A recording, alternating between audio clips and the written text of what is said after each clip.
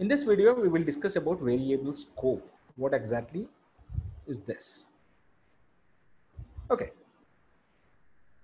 we have global variables. So let's say I'm giving some g is equals to 100. So this is my global variable. This is my global variable. How do I know that whether it is global variable or not? You have a function called globals. You have a function called globals. When you print it, it will print all the global variables that are there here. So here you can see name, main. Okay, these are all global variables available. So G is 100. You can see that. G is 100. You can see that. So what is a local variable? Obviously, whenever there is a function, right? In that function, if you create anything, that becomes local variable, right? So I'm saying, print G. Will it work? Yes, it should. I'm going to use demo. I call demo. So it is going to print 100. So in local, I'm able to access global. So let us see this one. I'm changing some value inside of this function. I'll say 200. And then outside of that, I'm going to print G. So now the moment I said G equal to 100, it is giving me an error. Why? In Python, you can able to get the global values for reusing them, But if you wanted to modify values of this global variable, it is not possible. Now it is giving you an error saying that no, I cannot do that because I am trying to change the value, entire value of that variable. I'm doing that. But if I do this here, it works. It doesn't show you any error. Now let us see. Here we are printing from function and here we are printing outside of function. So it is going to print 200 for the first time and outside of it, it is printing only 100. Why? Why is that? I'm changing the value to 200, right? So before also I'm able to access the values. Why is that? It's simple. Here G becomes local, here G becomes global, right? This is what you have to remember. The variables what you have created inside of the function, the variables what you have created inside of the function are local to that particular function. So now can I change the value of this global within function? Yes, you can happily do that. Outside of the function, you can do that anyway. But within function, can you do that? Yes, by declaring using global. Global G I have used. So now, because I have declared global G, you have the access to modify value of global variable. So now you can observe. So 200 is printed here and 200 is printed from here. So now G is a global variable. So if you declare any variable here, let's say LC is equals to 500. So now LC is a local variable. You cannot access that from outside. You cannot access that from outside. Remember this.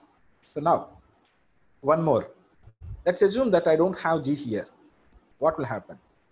So from local, you can even create global as well. From local, you can even create global as well. So this is possible, right? So global keyword is used to create global variables. That is one thing. And second one is you can able to modify global variable values. And for reading global variable values, you don't need to you don't need to use global keyword. For modifying, for reading global variable values, you don't need to use global keyword. It's not required. You can directly use it. You can happily use it. So now this is global and it is local. So what are the other kind of variables? What are other kind of types we have in Python? So there is one more scope, that is, block scope here. So within demo function, I can even create one more function. So local scope. So it is local and even one more function, right? So that's how I can enclose it to another function and I can create one more scope here. So instead of global, I'm creating one more function by using diff. One more function I'm creating, and this will be something like enclosed function. Let's say I'm creating the function name as enclosed, and then here, can I access global variable value? Yes, you can happily access it. Printing from enclosed.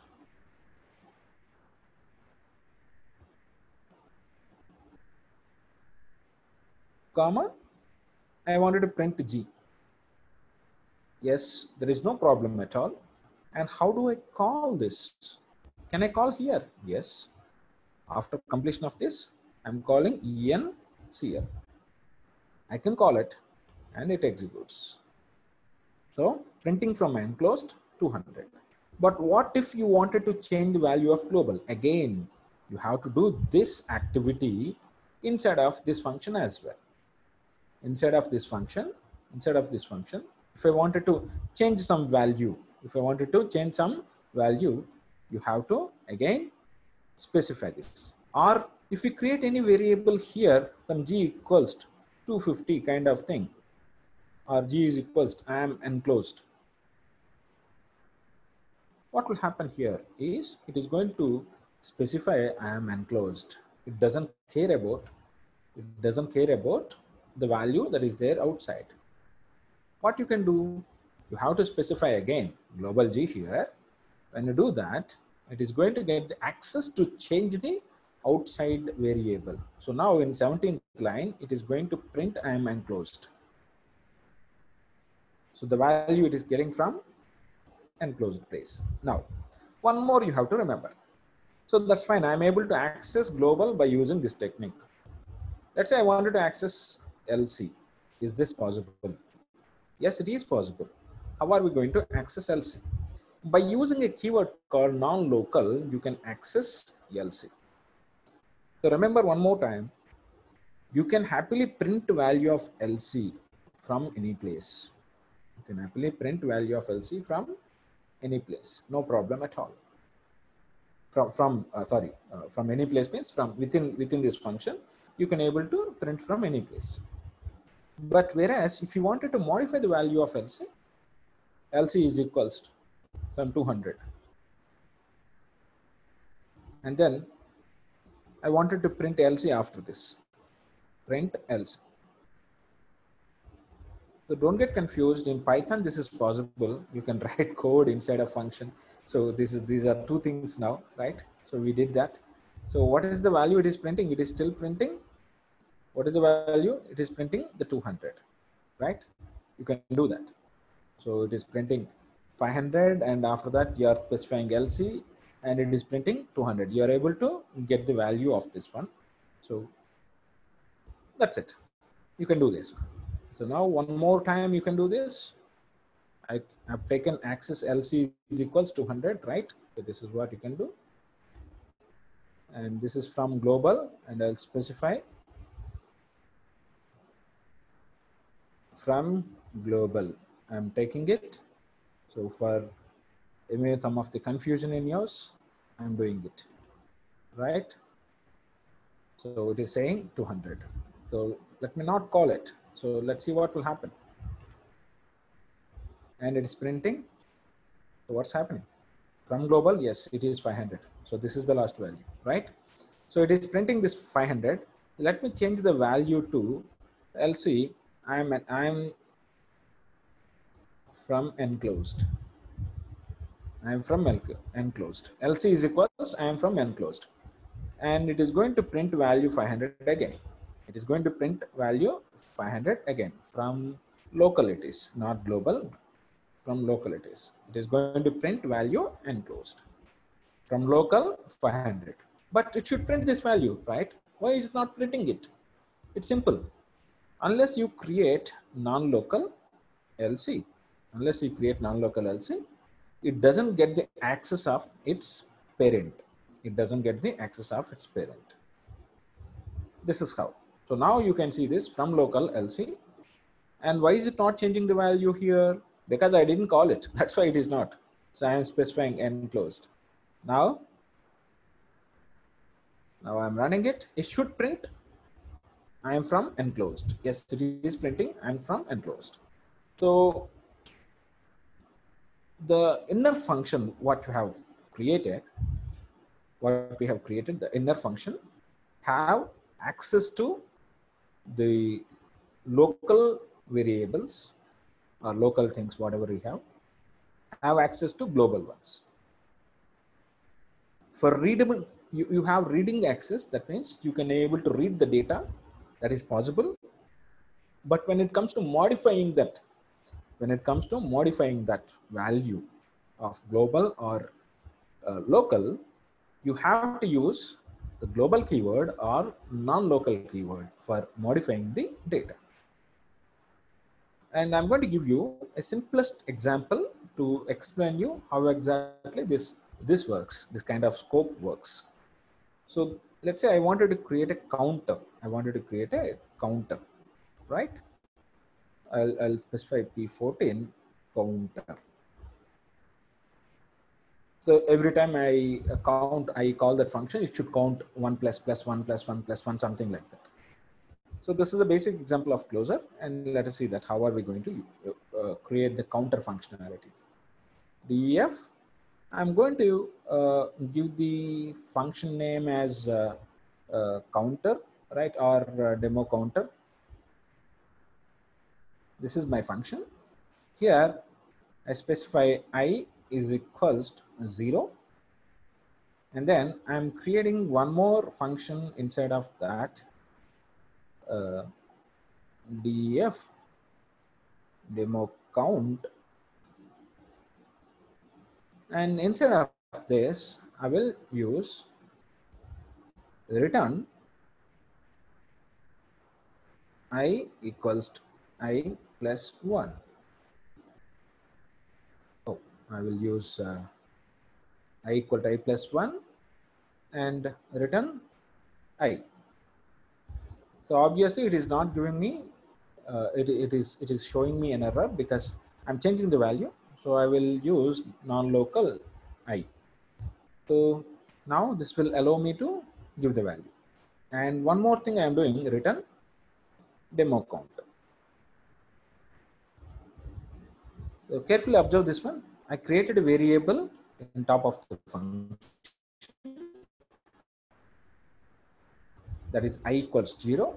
And inside of this function, I created one more function. Inside of this function, have the return access, write access to the top variable because I specify non-local I. And then I'm increasing the value of I and then returning it. And after that, I am returning this particular function. So now when I call this demo counter, this is actually